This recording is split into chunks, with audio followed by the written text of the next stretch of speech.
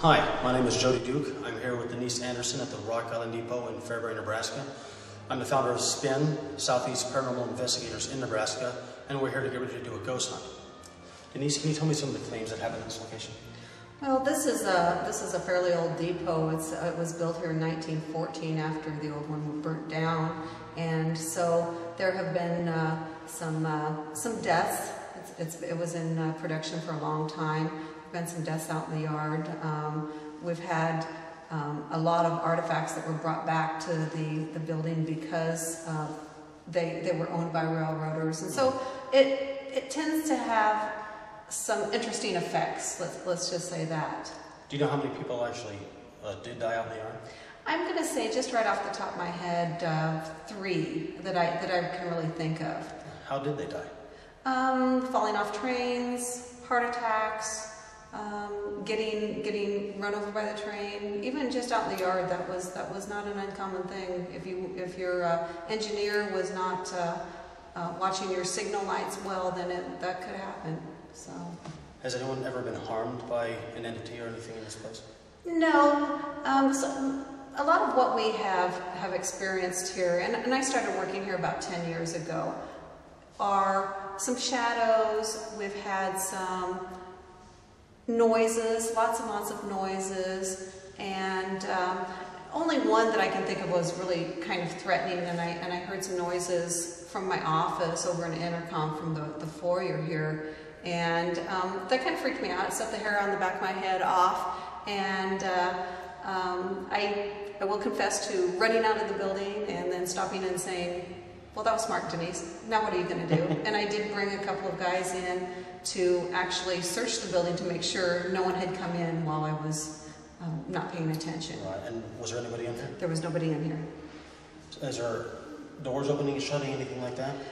We have a door upstairs that has shut forcefully a time or two, that I actually turned around and said hello, and thought that somebody had looked in the room for me and didn't see me, and so went back out and shut the door. So I went out to the hallway. There's nobody there, and in fact, once again, I'm the only person in the building.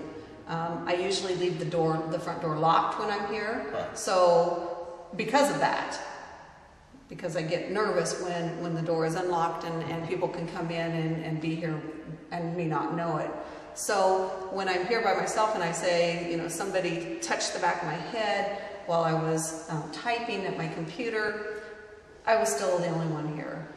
And we had one day when there were 3 of us here, and we had, it sounded like paint cans dropping, like 10 paint cans dropping. And of course, there again, we were the only 3 of us in the building, and we looked around and couldn't find any. I spend a lot of time in my office, so I hear a lot of things going on in my office, things dropping. And I had one night, and I didn't really think I was asleep. I actually spent the night here one night, and I was laying on the couch in my office, and I sat straight up. I swear there was a little girl, if you remember Nellie from Little House on the Prairie, that's what she looked like, only she had on a blue crepe dress, and she had the ruffles, she had the white shoes and stockings. Don't know why she would have been there. Don't dream about little girls like that. So that was pretty interesting, and as I laid there awake, it was difficult to even think about going back to sleep because I was startled. So there's no been report of the death of a little girl here? Not that I know of. It's interesting. We had another group that came in here, and I wasn't here at the time, but they said they heard up in the hallway, they heard a woman screaming. Really? And I have never experienced that either, but don't know why that would happen either. We do have a lot of artifacts, and of course you know that they say spirits will connect themselves to artifacts. We do have some World War II uniforms from an Army nurse. Wow. Maybe. I don't know. That's a good point, though. That's a really good idea. They aren't just, the artifacts that are here are not just railroaders, because we keep our storage here for our other artifacts. So That's pretty interesting. Have you heard any voices or anything? Not heard any voices per se, just noises. I can't say that I've ever heard anything that I could pick out. So what do you think me and my group can expect when we go to this place? Surprises, probably. Surprises? Surprises. I like surprises. I think you'll hear noises, and of course the trick is to decide which ones are creaking of the building and are not creaking of the building. I was just in my office this afternoon, and I was sitting on my couch eating my lunch, and thought something fell off my desk, and I was thinking, how big did I make that stack on my desk?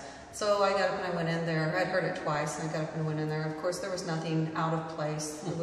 Everything was where it was supposed to be. This, yeah. We've also had some curtains moving. We had previously our windows would open all the time. They wouldn't close; they would just open, and we finally caulked them all shut because I got tired of having to close them all the time. Some more things you'd like to share with us? I do have a couple of things. First of all, the telephone in the gift shop tends to ring by itself with nobody there, and in fact, it's the payphone. The funny thing about the telephone, though, it's the payphone, and the payphone is not connected. So there is no cable running to the payphone, right, and you can't actually use the payphone, but from time to time it rings. So that's a little odd. Yeah, that's interesting. The other thing I wanted to tell you about was a gentleman called W.O. Hamble.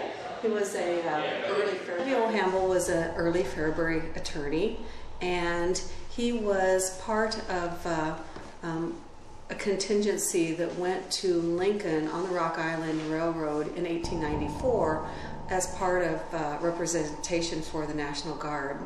Colonel Bills from Fairbury was the adjutant general right then, and they were talking about the Spanish-American War and the connotations that was going to have when it got started. And there was somebody from Lincoln who understood that the National Guard troops were going to be on that train, and so set up to sabotage the train itself, and the train went off, derailed, and people were killed, including W.O. Hamble. And never have given too much thought about that, except about 4 years ago, a gentleman from Battle Creek, Nebraska, gave us a trunk. And the trunk, he gave us the wooden trunk simply because it had Rock Island stickers on it. And when I got to looking at it, it says W.O. Hamble, Fairbury, Nebraska on the side of it. And so he donated that back to us. So that's upstairs, and so that is something specifically we know that was owned by somebody who died on a train, on Rock Island train. So one day we were having the dedication for the building after we had it restored, and we took a picture out on the front steps, and when I got the picture back and had it actually as a print, I'm going through and I'm marking the names on it, who everybody is, and there's a gentleman, an old gentleman, a really old gentleman, who is standing in the second row off to the side. I have no idea who that is, so I asked around, and not only did nobody else know who he was, but nobody remembered him being in the picture. Nobody remembered him being here at the time that we were taking the picture. So that was kind of an odd little incident that we never had any explanation for. We've heard a lot of strange noises, some stuff that we'll be able to figure out once we get through the evidence, go through the EVPs, stuff like that. We'll be able to scratch some of it. There's a few noises that we've kind of talked back and forth with the different groups of people going here and there. Kind of shed some light on some things that are possible, some things that aren't, some are still a mystery, you know. What's your overall feeling about the place? I think there's something here, because there's a few sounds that me and Denise heard that they were too quiet to be from down here, but they were too loud to not be just nothing. I definitely think that there is a real good possibility that something's here, but I can't say for certain until we get through all the evidence. Denise, what do you think? It's your place. I would say that we definitely heard some noises up in the big room that we really thought that other members of the group were making. and yet I said at the time, we should not be able to hear them from where they're at, let alone as loud as the noises are. We heard some pipes, like somebody banging on pipes. There shouldn't be any pipes left in the place. All of the pipes were taken out. So I don't know what that was. That was definitely from inside the building. And saw some shadows.